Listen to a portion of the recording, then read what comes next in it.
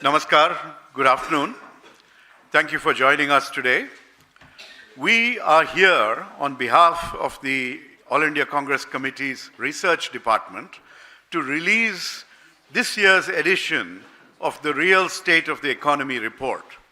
I'm Professor Rajeev Gowda, Chairman of the Research Department, and joining me today is Amitabh Dubey, who is the Research Coordinator for the Media and Communications Department. This is the report that we will be sharing with you. It is a report which is got the theme, Inequality on the Rise, Welfare in Retreat, the Real State of the Economy 2026. Now, you would be familiar with a tremendous amount of self-congratulatory dialogues and discussions orchestrated by the Modi government. There are terms like Goldilocks moment for the Indian economy that are being used by the Modi government and its fans. Unfortunately, this is far from the reality, and what we are here to do today is to present you the raw facts about the state of India's economy. This triumphalist propaganda that is going to be unleashed on you in the next few days, starting with the economic survey, the president's address, and then, of course, the budget itself, is going to be a deluge that you need to be able to have the facts and figures to confront. And those facts and figures are shared in this document that we are presenting to you. First of all, let me point out that, next, the question that you must ask is, can you believe the Modi government's numbers? The International Monetary Fund recently gave the Modi government's numbers a C grade, saying that they're unreliable. The numbers show 0.5% inflation. Is that the reality that you are experiencing? Is that the experience, the lived reality of the vast masses of India, the majority of the people? If you look at this government's own former chief economic advisor, Arvind Subramanian, he also has calculated, based on various underlying facts and figures, that GDP figures offered by this government are at least 2.5% higher than the actual reality.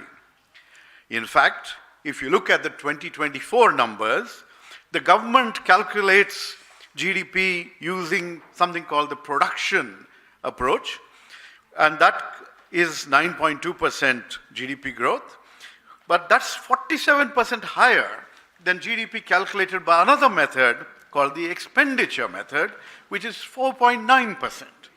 Normally, both these numbers should match. When there is such a severe mismatch, clearly something is wrong. And then, in the first half, you had some record-breaking numbers saying that manufacturing grew at 8.4%.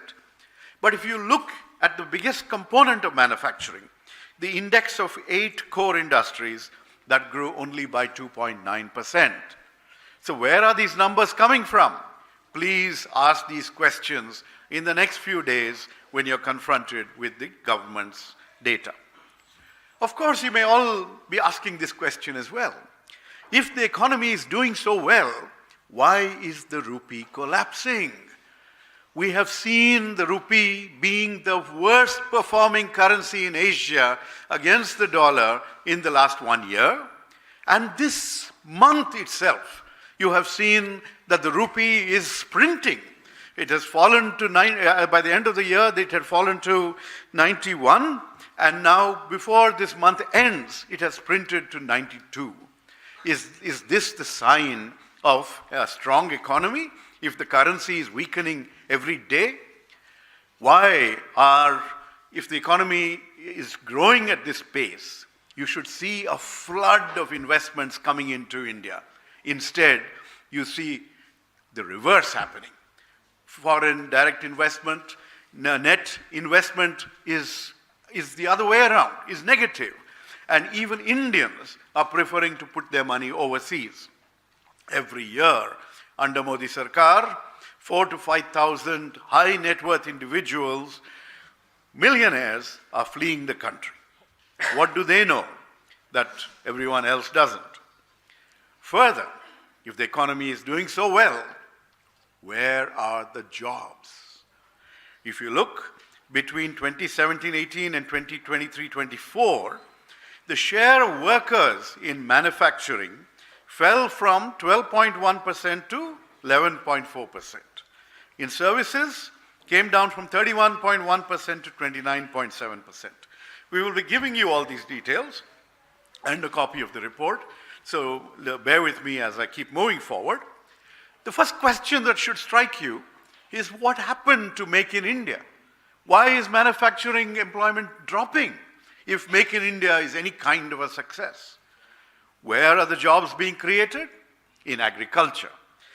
The share has gone up from 44.1% to 46.1%. As any economist will tell you, the standard trajectory of development is from farm to factory, from agriculture to manufacturing to services. In India, we are seeing the opposite.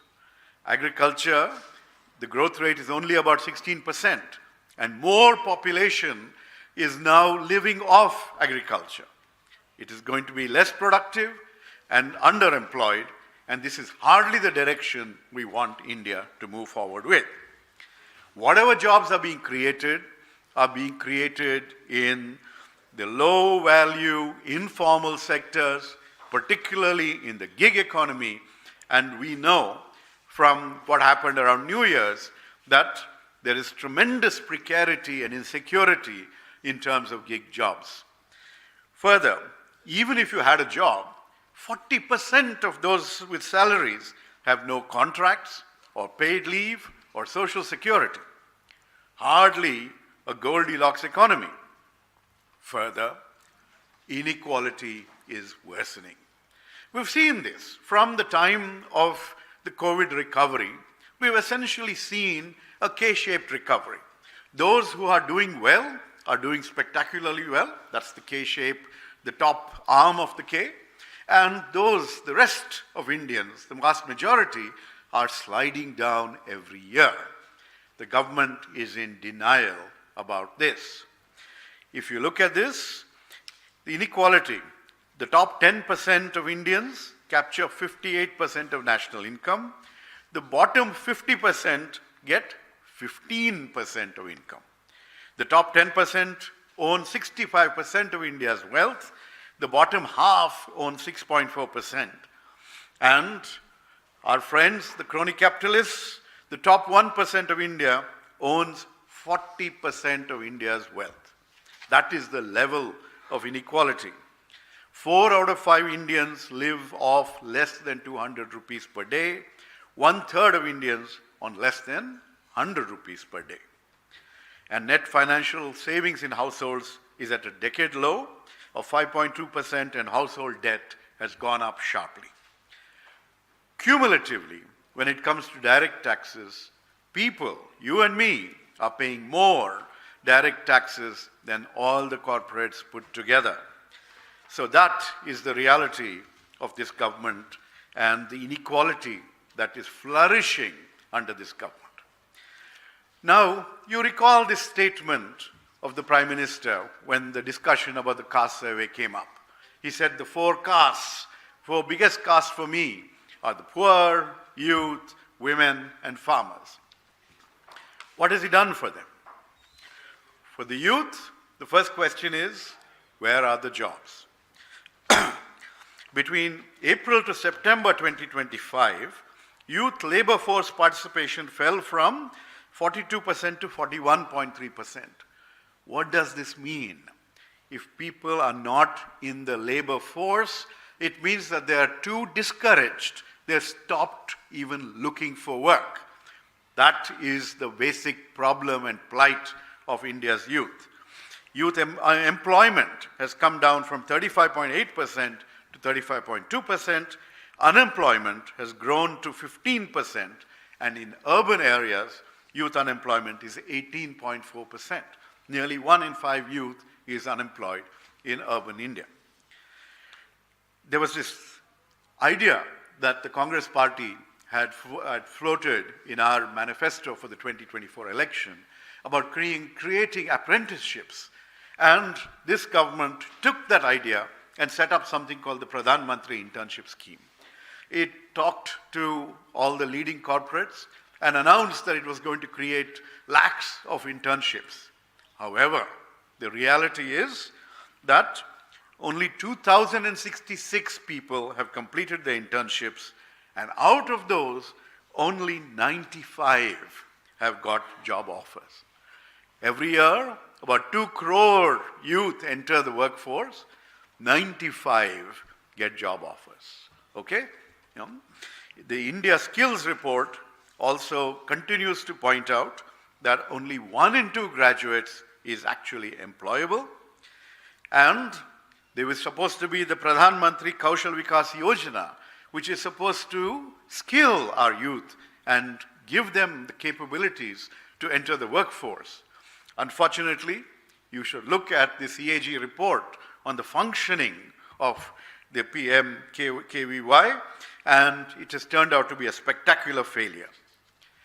It's not as if corporate India hasn't been doing well and cannot create jobs. The 2025 economic survey showed that corporate profits grew 22.3% in the last couple of years, but jobs grew only 1.5%. In fact, if you had a salary, your real wages in June 2024 were 1.7% lower than 5 years earlier. So essentially, people, even if they had jobs, are facing a much worse situation. What about the poor? What about farmers? 2 more of the Prime Minister's priorities. Well, if they are getting the kind of priority, if this is the priority that the Prime Minister gives them, they would be much better off not even being drawn to his attention.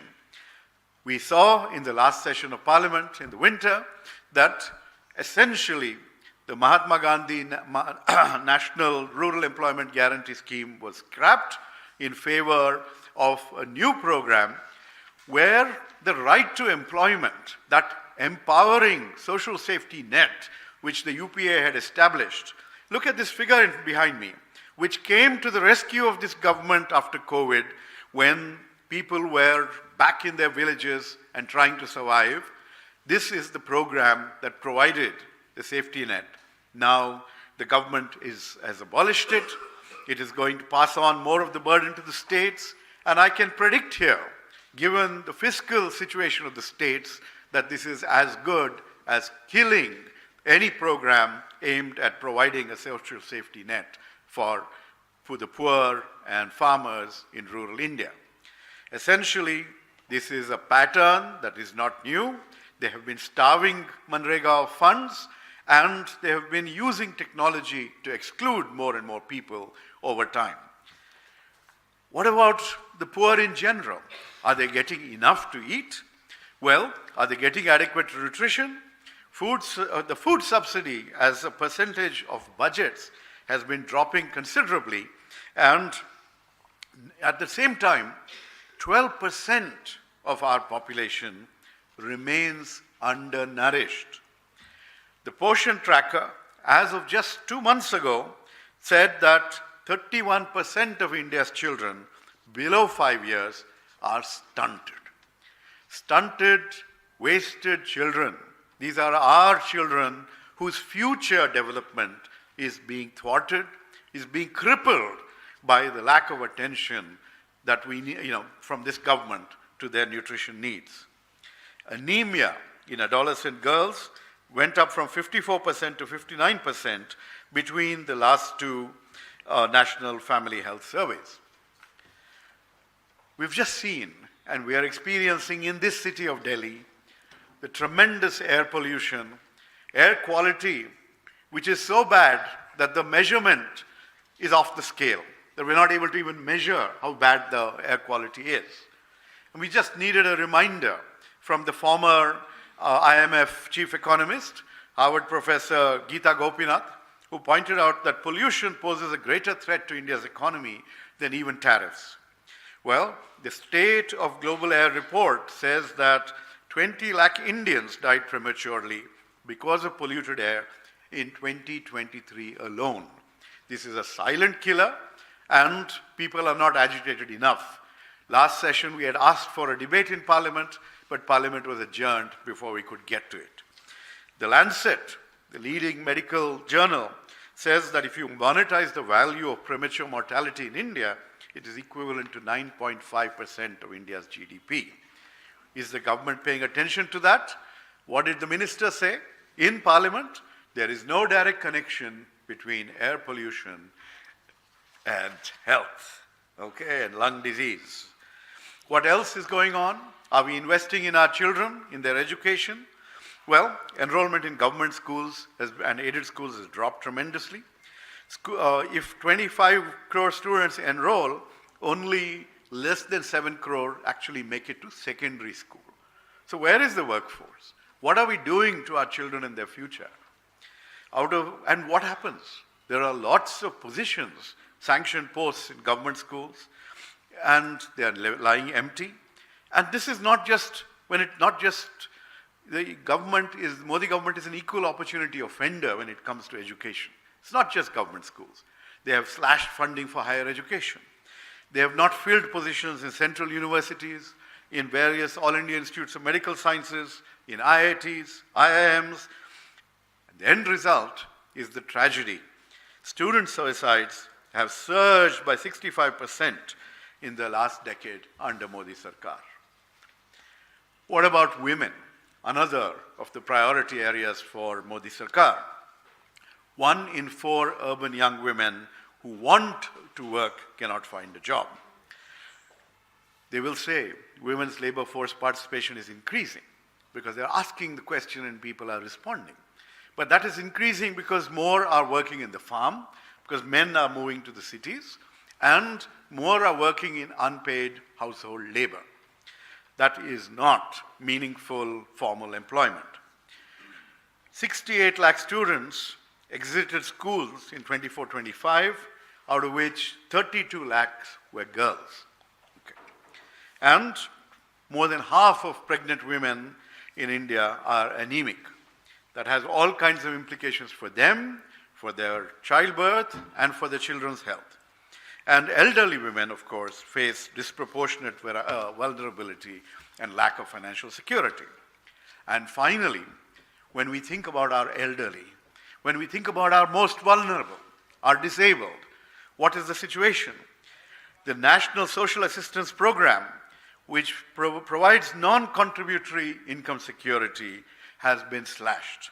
The budget has gone down from 10,000 crores in 2014-15 to 9,650 crores in 25-26, from 0.6% to just 2% of the budget. So if this is how you take care of the elderly, remember, we keep talking about the demographic dividend and focus on our youth, but we are also a rapidly aging society, a silver society, and a lot of older people are there without any financial security.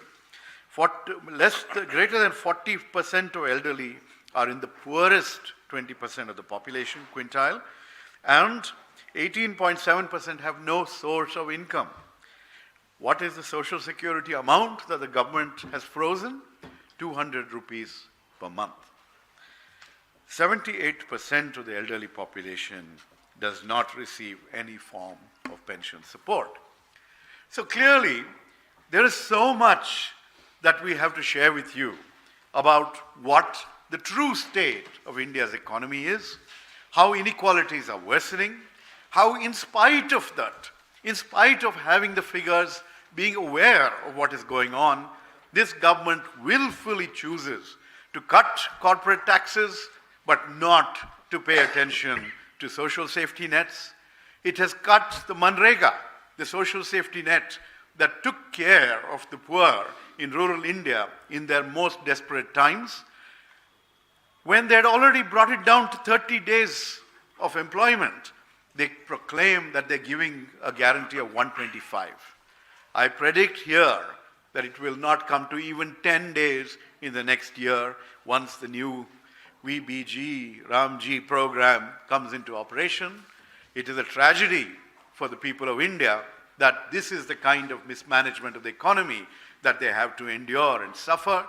I appeal to the media to spread the insights that we are sharing with everyone so that we do not get deluded by the barrage, by the wave of disinformation and misinformation about the true state of the economy that this government is going to unleash on you in the next few days.